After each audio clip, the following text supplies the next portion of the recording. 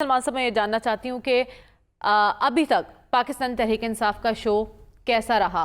अवामी ताकत का जो वो मुजाहरा करना चाहते हैं और धरना देने का इरादा रखते हैं, क्या जो वो एक्सपेक्ट कर रहे थे उस तादाद में लोग बाहर निकले उनके साथ हैं? देखें, वो तादाद तो नहीं है और हमने गुज़िश्ता रोज़ भी यही बात की थी कि जो हुकूमत ने इक़दामात किए हैं उसमें कोई मुनज़्ज़म एहतजाज मुमकिन नज़र नहीं आ रहा, लेकिन उसका मतलब ये नहीं है कि एहतजाज नहीं हुआ। देखिए, बात ये कि जो सियासी जंगें होती है ये सियासी मैदान में लड़ी जाती है, इसमें मुल्क को मैदान जंग नहीं बनाया जाता। इस वक्त पाकिस्तान में मैदान जंग बना हुआ है और हालत ये है कि पहली दफ़ा देखने में ये आ रहा है कि जो स्टेक होल्डर हैं कोई भी अपनी ज़िद और हटदर्मी तोड़ने के लिए तैयार नहीं है। और इसकी कीमत कौन दे रहा है? पाकिस्तान दे रहा है, पाकिस्तान की आवाम दे रहे हैं, पाकिस्तान की मईशत पर इसके असरात हैं। लेकिन आपका क्वेश्चन ये सारी सूरत हाल में मैं आपसे जानना चाहती हूँ, कल जब इंतजार किया जा रहा था बैरिस्टर गौर साहब का कि उनकी तरफ से कोई जवाब आएगा, जब मोहसिन नकवी साहब ने अदालती हुक्म पर उनसे रिक्वेस्ट की थी, जवाब ये आया कि एहतजाज मुलतवी नहीं होगा, हर सूरत जाएंगे, अलबत्ता मुज़ाकरात के दरवाजे खुले रखने पर इत्तफाक हुआ है। तो अभी भी किसी सतह पर कोई बातचीत होगी?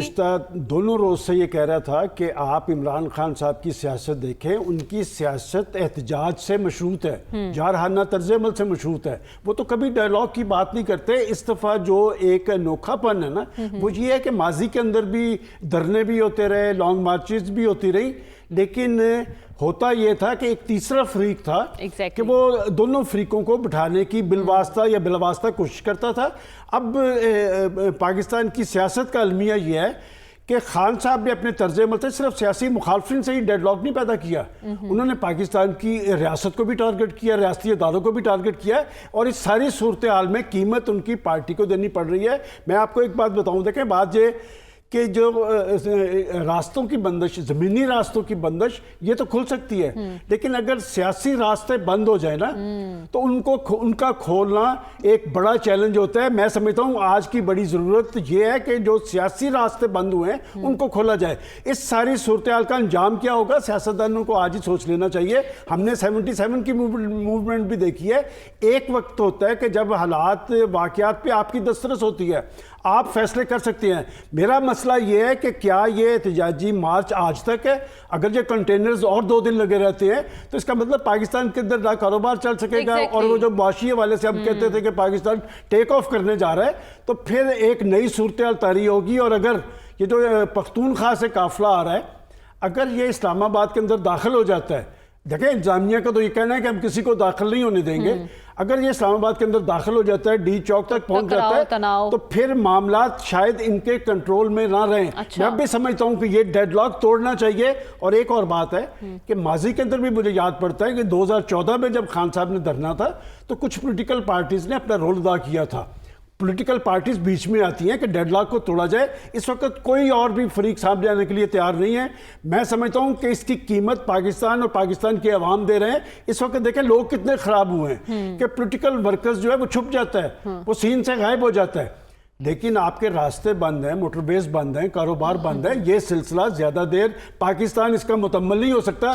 सबको अपने अपने तर्ज अमल पर नजरसानी करनी चाहिए और एक एक कदम पीछे आने में हरज कोई नहीं है। बात है कि इस मौके पर हुकूमत कोई इनिशिएटिव ले सकती है, कोई राह सूझ सकती है हुकूमत? देखें, मैंने कल भी आपको मिसाल दी थी कि सबसे संजीदा बात वो होती है जो पार्लियामेंट के फ्लोर पे की जाए।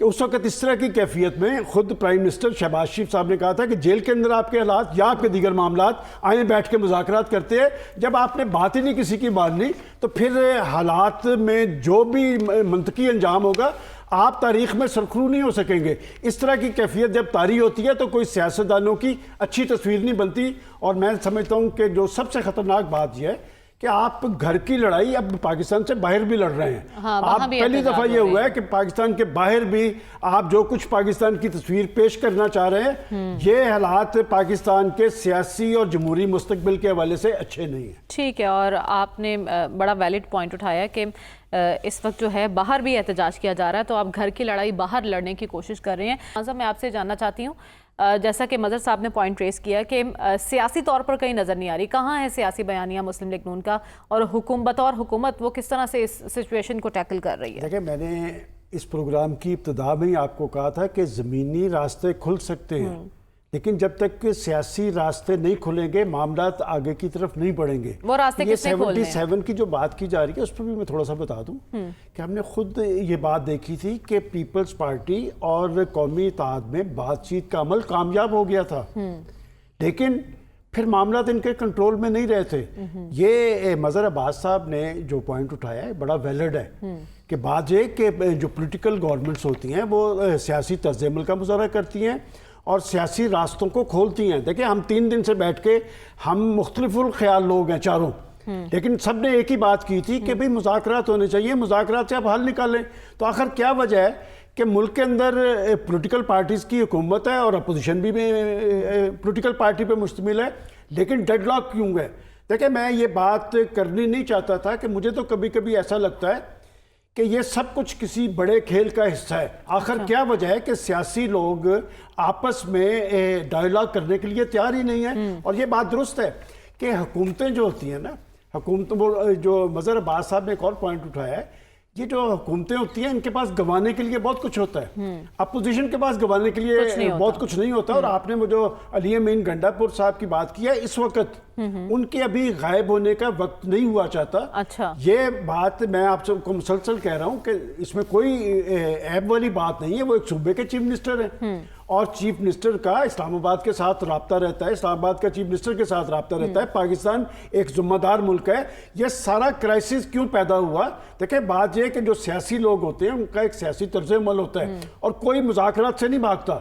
پاکستان کی سیاست میں ایک خاص مائنڈ سیٹ ہے، وہ اپنے آپ کو سب سے مبرہ سمجھتے ہیں، وہ حکومت میں ہوں وہ اپوزیشن میں ہوں. انہیں صرف الیکشن 2018 کا ٹھیک لگتا ہے، باقی کوئی الیکشن ٹھیک نہیں لگتا. وہ کسی سے بات چیت بھی کرنے کے لیے تیار نہیں. وہ اپوزیشن حکومت کو بھی ٹارگٹ کرتے ہیں، وہ ریاستی اداروں کو بھی ٹارگٹ کرتے ہیں.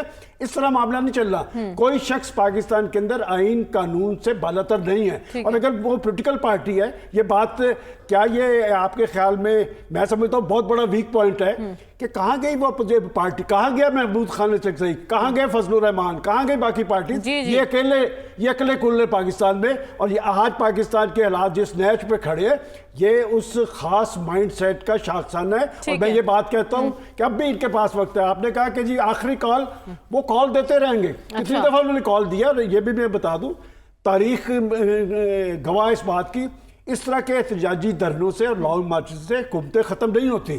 اور بات یہ کہ وہ اگر یہ سمجھتے ہیں، آپ ابھی 50,000 کی بات کر رہے تھے رسول بخش رئیس صاحب، آپ کو یاد ہے میں نے جس روز بشرا بی بی ڈکٹیٹ کروا رہی تھی کہ ہر ایم این اے 10,000 بندہ لے کے آئے گا، تو میں نے آپ کو کیا کہا تھا کہ اگر 10,000 بندہ ٹوٹل بھی آ گیا نا تو پھر بھی اسلام آباد کے اندر غیر معمولی صورتحال طاری ہوگی. اس لیے میں سمجھتا ہوں کہ اسلام آباد میں نہیں سمجھتا کہ یہ وہاں تک پہنچ پائیں گے. علی امین گنڈا پور کا ہی رول امپورٹنٹ ہوگا. سلمان صاحب معاملات کس طرف جا رہے ہیں؟ دیکھیں آپ نے کہا کہ آگے کیا ہونے جا رہا ہے.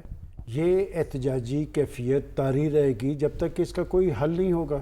جہاں تک عمران خان صاحب کی بات ہے، میں یہ ماننے کے لیے تیار ہی نہیں کہ وہ مذاکرات کریں، اس لیے کہ ان کی سارا سیاسی 25 سالہ کیریئر ان کا دیکھ لیں کہ وہ کبھی بھی مذاکرات کے خواہاں نہیں رہے. وہ پرائم منسٹر بھی رہے ہیں تو سیاسی مخالفت، لیکن وہی کہہ رہے ہیں کہ ہم مذاکرات کا دروازہ کھلا رکھیں گے. منطقی الزام دیکھیں، منطقی الزام، مزید انتشار، مزید خلفشار، مزید محاذرائی، اور اس میں فائدہ کس کا ہوگا؟ قطع نظر اس بات کے اس میں نقصان ملک کا ہے. اور ماضی دنیا کے جمہوری معاشروں کے اندر اس طرح کی کیفیت میں راستہ نکالا جاتا ہے.